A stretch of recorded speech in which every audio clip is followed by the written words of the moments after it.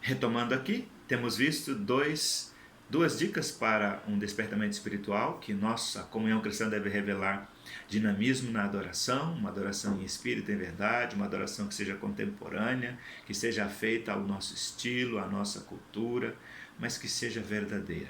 Também um processo de ensino-aprendizagem que transforme, que abençoe, que modifique as realidades internas e externas da igreja. Mas há uma terceira dica para que despertemos espiritualmente do sono. A nossa convivência cristã deve revelar dinamismo na comunhão. Significa dizer que uma comunhão dinâmica é alimentada por duas vias, o amor e o perdão mútuo.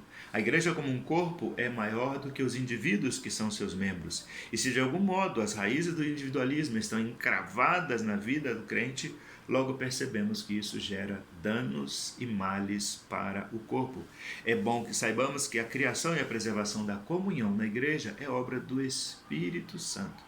Mas nós podemos tanto ajudar quanto atrapalhar a sua realização. Se nós queremos viver em comunhão e cumprir a palavra de Deus através de nossos relacionamentos, precisamos vencer o individualismo, precisamos caminhar pelos desafios da bênção, do perdão e do amor mútuo. Nesses tempos de pandemia, isolados e longe uns dos outros, temos sentido falta da comunhão. Temos sentido falta do abraço, do cafezinho, da reunião na classe da escola dominical, das assembleias. Temos sentido falta, é claro, dos cafés, dos churrascos, dos aniversários, dos casamentos. Temos sentido falta de ombros, rostos, colos amigos. Mas eu tenho uma má notícia, irmãos. Mesmo as igrejas que já reabriram as suas atividades presenciais, os pastores estão reclamando que os membros não estão indo. Será que vamos ter agora que manter os cultos online? Será que o crente em casa ou a igreja em casa vai ser uma realidade pós-pandemia? Uma coisa eu sei: quem amava a igreja antes da pandemia continua amando. Quem era crente turista antes da pandemia continuará sendo. Tem gente que não participa nem das reuniões online. Mas eu quero abraçar, eu quero ver, eu quero tocar, eu quero sentir os meus irmãos, a minha família espiritual, que é a igreja. Comunhão da PIB do Parque Fernanda é dinâmica. Não no sentido da agitação, no sentido das pessoas sorrirem, no sentido de haver amor e perdão mútuos, porque a falta de amor e a falta de perdão quebram a comunhão. Eu fico pensando como vai ser a nossa celebração da ceia quando possível. Eu não fiz celebrações de ceia online. Alguns pastores o fazem, eu não vou criticá-los, mas eu entendo que há coisas que têm que ser feitas cara a cara, ditas face a face. Há uma quarta dica para o nosso despertamento espiritual: além da adoração dinâmica, além do processo de ensino-aprendizagem dinâmico, além de uma comunhão dinâmica, a igreja precisa ter e revelar dinamismo na evangelização. Significa dizer que uma evangelização eficaz e poderosa, ela é marcada pela coerência do crente que prega aquilo que vive. A evangelização é essencial para a vida do corpo, que é a igreja.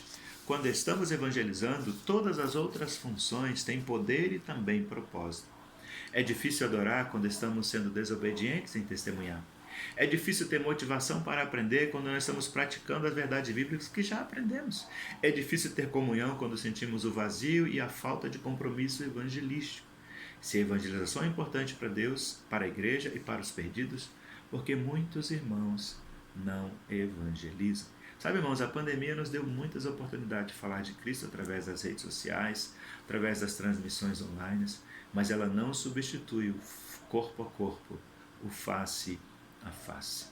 Por isso, nesse mês que nós comemoramos o mês de missões nacionais, onde nossa junta nos desafia a olharmos para os brasileiros e com amor falarmos de Jesus para eles. Eu quero lembrar vocês também do desafio de evangelizar na América Central. Faltam alguns meses para eu retornar, estou planejando ir em abril. Precisamos avançar na obra missionária ali. Agora, no mês de novembro, se for possível, devo voltar ao Amazonas para evangelizar os ribeirinhos, compartilhando a palavra do Senhor com aquelas pessoas. Mas isso não é um privilégio, é uma responsabilidade só minha. Eu peço que você ore por mim, aqueles que puderem contribuir, o pastor Nelson vai dar uma dica de como se pode fazer, o façam, mas você pode falar para o vizinho do quarto ao lado, para o filho, para o parente, até mesmo para o estranho. Nesse tempo as pessoas estão muito temerosas, com medo da morte, e a morte tem alcançado muitos brasileiros. Compartilhe Jesus, compartilhe a esperança. Para concluir nossa mensagem nessa celebração do aniversário, quero dizer que o desequilíbrio nas funções básicas, adoração, aprendizagem, comunhão e evangelismo, é um problema sentido por muitas igrejas e com certeza pode ser um problema da PIB do Parque Fernanda também. As funções da igreja são os absolutos, as formas, a maneira como fazemos, elas são flexíveis e de acordo com a cultura podem variar. É preciso que cada função básica esteja em plena operação. Se nós, como membros de uma igreja local, não estamos experimentando adoração, aprendizagem, comunhão e evangelização de uma forma viva, dinâmica e eficaz, corremos o risco de perdermos o direito de sermos chamados de igreja. Nesse exato momento, é preciso lembrar o recado que o Espírito Santo deixou com uma das 7 igrejas ali no livro do Apocalipse e pensarmos naquilo que o Senhor nos diz. Conheço as tuas obras e o teu trabalho. Eu queria que você pensasse aí na sua mente, no poder que você tem de imaginação, numa construção. Vamos pensar no prédio da PIB do Parque Fernanda. Ela tem um alicerce. Quem é o alicerce da igreja? A Bíblia diz que Jesus é a rocha sobre a qual nós estamos firmados. Então a igreja do Parque Fernanda está apoiada num alicerce firme que é Cristo, a rocha. Bom, todo prédio para ser erguido precisa de colunas. Essas colunas são 4. Aprendemos aqui: adoração, aprendizagem, comunhão e evangelização. As colunas servem para amarrar as paredes. Quem são as paredes desse templo? Pedro diz que nós somos as pedras vivas que constroem o edifício. E nós devemos edificar um ao outro. Então, como tijolos que constroem essas paredes, somos amarrados por essas 4 colunas: adoração, aprendizagem, comunhão e evangelização. Então eu tenho a base, que é Cristo, eu tenho as colunas, que são essas essências desses princípios que Atos 2 nos ensina. Eu tenho os membros da igreja que constroem as paredes, mas essa igreja precisa de uma cobertura, ela precisa de um teto. Se você pegar a sua Bíblia e abri-la, ela vai dar esse formato de um telhado. A Bíblia então é a nossa cobertura. Estamos cobertos pela Bíblia, estamos apoiados em Cristo, sustentado por 4 colunas, formamos um edifício. Esse prédio precisa ter ventilação, precisa correr o ar. Quem é que faz essa ventilação? O Espírito Santo de Deus. Cristo, alicerce, a palavra de Deus, nossa cobertura, o Espírito Santo ventilando. Nós somos as pedras vivas que constroem o corpo.